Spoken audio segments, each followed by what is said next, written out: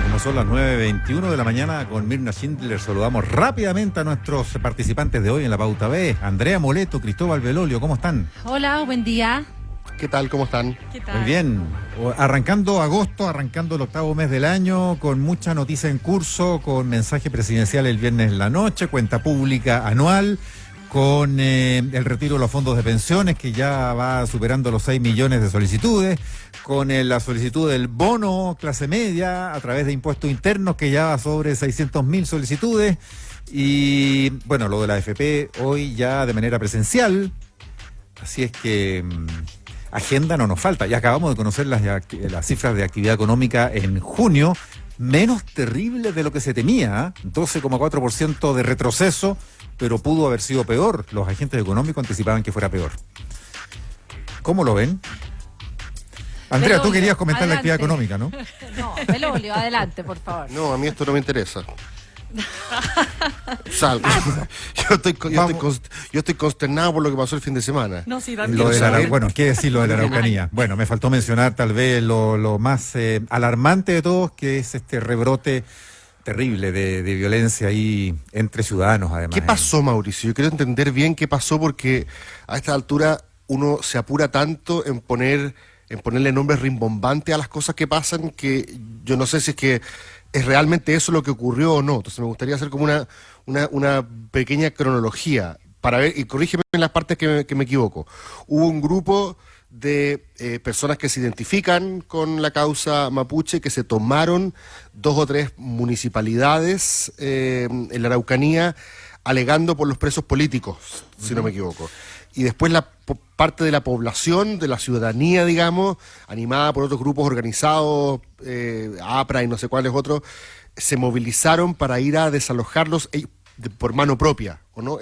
Fue así, haciendo algunos despejes. Por ejemplo, que hubo varias municipalidades efectivamente tomadas por estos grupos, no están claramente identificados, son solidarios a las huelgas de hambre que se están desarrollando fundamentalmente en Algol por parte de lo que se llama presos políticos. El gobierno siempre niega que haya presos políticos, son los condenados condenados y procesados o formalizados por causas de violencia y situaciones criminales en la región. Y el más grave de esos casos... Celestino Córdoba. Claro, es el más grave. Es el más grave, que es el condenado por el crimen del matrimonio Luxinger-Mackay.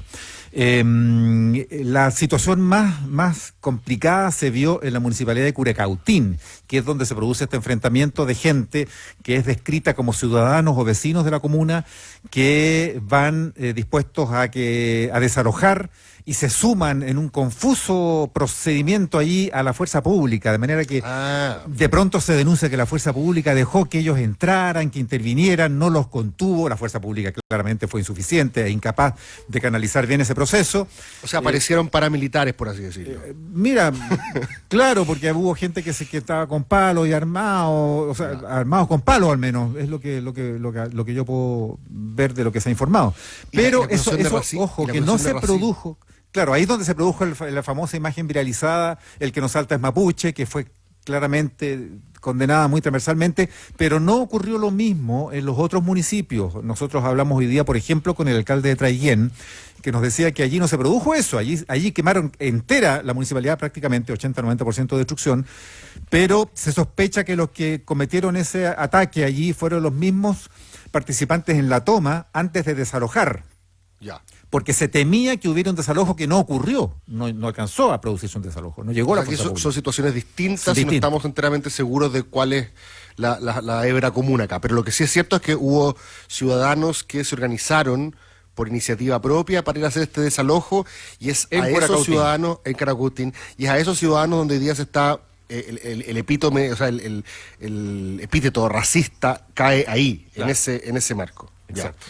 Y el Estado de Chile, que es la crítica que creo que hacen los grupos de izquierda hoy día, el Frente Amplio y otros, es que el Estado de Chile habría amparado a estos grupos, porque me parece un poquito inocente pedir que algo que no ha resuelto la democracia en 30 años la resuelva hoy día el gobierno con menos capital político en la historia, pero Pero esa sería la crítica, que el Estado habría amparado a esos grupos racistas. Sí, Mirna, Andrea, pronúnciense ustedes, pero yo lo único que acotaría antes ya que tú estás planteándolo, Cristóbal, Andrea, de así, todas maneras. es que ese es el diagnóstico efectivamente que se hace. Lo hace incluso también el director del Instituto Nacional de Derechos Humanos, Sergio Mico.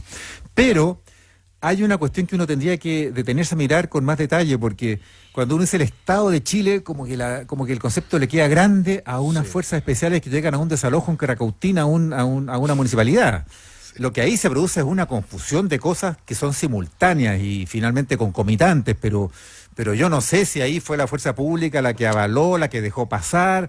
Fue súper confuso, habría que decirlo.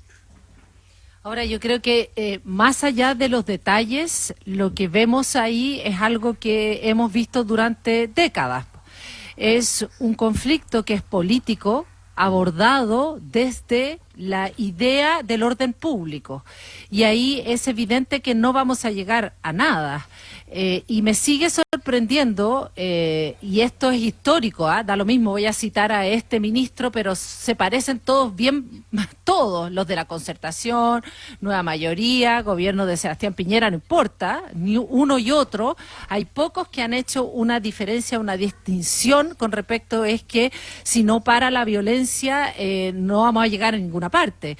Estos conflictos de larga data, donde uno ya los hilos y las hebras no son tan fáciles tampoco de urdir, además porque la conformación o la organización del pueblo mapuche no es centralizada tampoco, o sea, más complejo es aún, no puede ser desactivado a nivel solamente policial, no resulta, te tienes que sentar con los, voy a utilizar este término en comillas, violentistas, te guste o no te guste, incluso de manera secreta, o sea, avanzar en la solución de algo así es de largo aliento.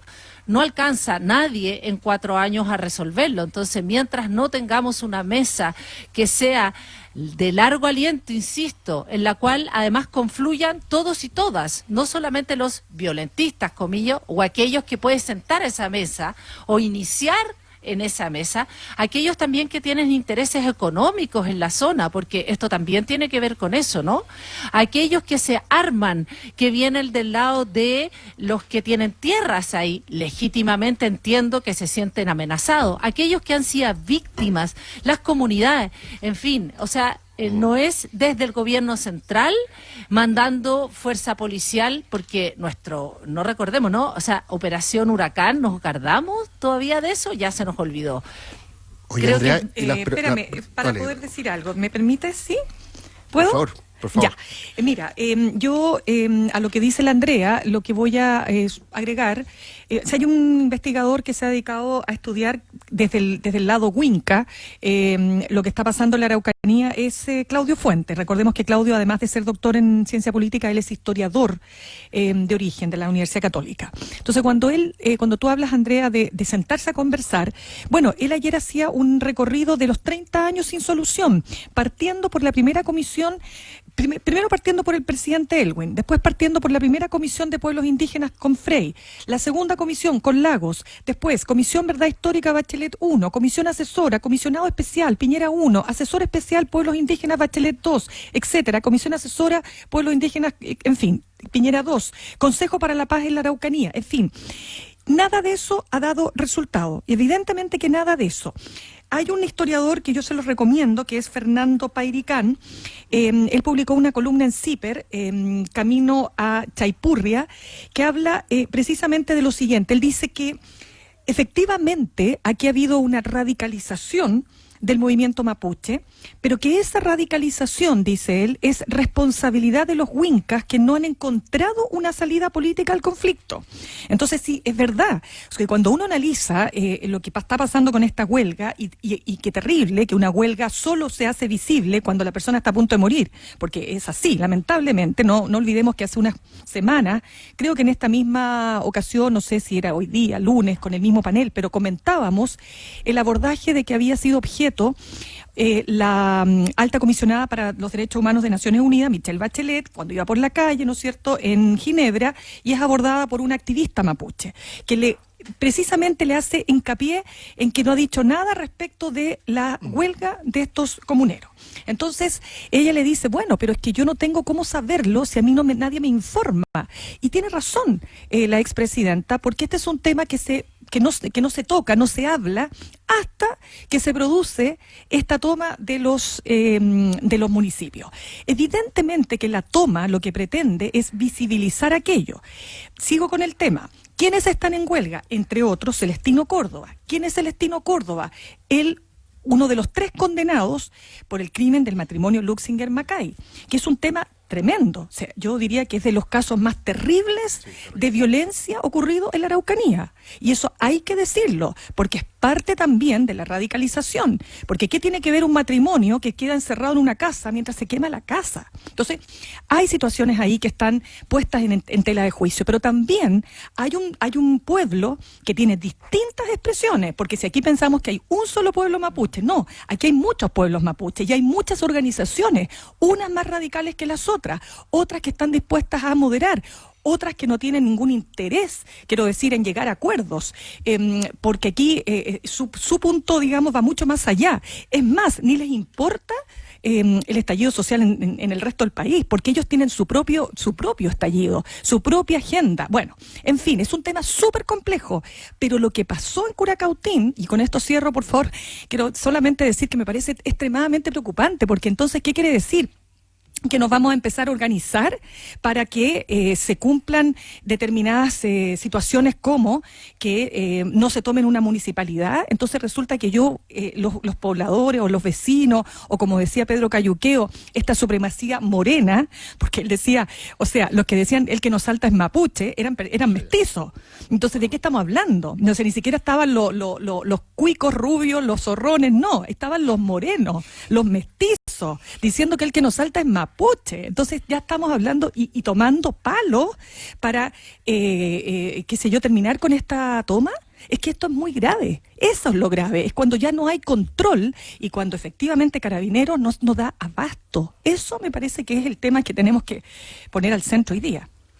Sí, yo estoy contigo, Mina. Yo creo que, a ver, yo sé que no es por desracializar el problema. Evidentemente Chile es un país racista, eso no lo vamos a descubrir acá, pero quiero dejarlo en paréntesis un segundo porque me gustaría reflexionar sobre lo que señalas tú, que es que una turba relativamente violenta se tome la justicia por sus propias manos y quiera desalojar un edificio público, función que uno pensaría que le corresponde exclusivamente a la policía.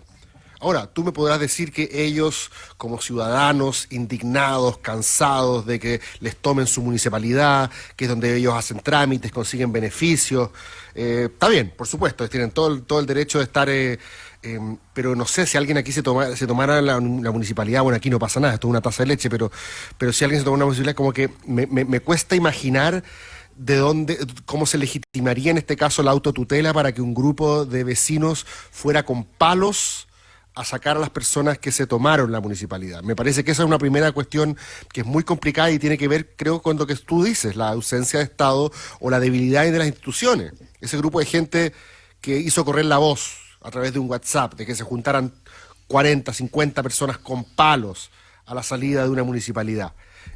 Esas personas ya dejaron de confiar en que el Estado iba a hacerse cargo de desalojar a las 4 o 5 personas que estuvieran adentro de la municipalidad, ¿cierto? O sea, me parece que con independencia de la cuestión racial, aquí se repite algo que igual estábamos viendo también en el estallido, que es que mucha gente ya sencillamente no cree de que el Estado, la institucionalidad estatal, en este caso las fuerzas del orden público, puedan hacerse cargo y toman la justicia por sus propias manos. Eso es lo más grave, pues que eso es lo más grave, porque ahí volvemos al pasado. Así es, y no quiero desracializar, creo que también hay un componente de eso en el que, bueno, lo que hace es que el grito es demasiado torpe, lo está diciendo él mismo, ¿cierto? Pero más allá de eso, me llama la atención que de alguna manera hay una continuidad, quizá en este caso con los personajes medios cambiados, si se dieron cuenta. Ha estado en redes sociales bastante la discusión de si es que aquellos que avalaban de alguna manera ciertas expresiones insurreccionales en octubre, hoy día son los que le dicen a este grupo de ciudadanos, hey, no es la forma, tienen que haber esperado que llegara Carabineros. Entonces, como que en el fondo cada uno justifica el debilitamiento del orden institucional cuando le conviene, pero raya para la suma, está debilitado. Y la gente sencillamente siente de alguna manera que tiene que tomar las decisiones por propia mano. Sí, pero hay una carta, perdón, no, te doy la palabra, Andrea, sí. No, dale. No, es que ¿Por qué estaba... nos sorprende? Eso es lo que me llama la atención, Cristóbal, que estés tan sorprendido cuando efectivamente esto es tal cual como tú dices, ¿no? Más o menos transversal. O sea, la idea sobre un Estado que no llega, las manifestaciones de eso son infinitas, parece ser, o muchas. Sí. Por lo tanto, la Araucanía, además, es la que, de hecho, más presente hemos tenido en el último tiempo. Mucho, o sea, el estallido, creo que uno podría decir, esto era generalizado, pero la ausencia de Estado, comillas, o la idea de Estado estaba, pero presente hace demasiadas décadas. Sí. Insisto, la operación Huracán es una más. Claro, ahora quizás está el teléfono para grabarlo, pero no me cabe duda que la gente hace rato en la Araucanía, de lado y lado, sobre todo aquellos que tienen tierra, se están armando hace rato. O sea, sobre todo después del crimen de los Luxiger Macay, por ejemplo, entonces no me sorprende tanto. Lo que, claro, es efectivamente se agudiza justo ahora. ¿Y por qué justo ahora? Porque estamos tensionados completo, po. Entonces, ese justo ahora es en lo que estamos, creo yo. Mirna. Sigamos conversando después de una pausa.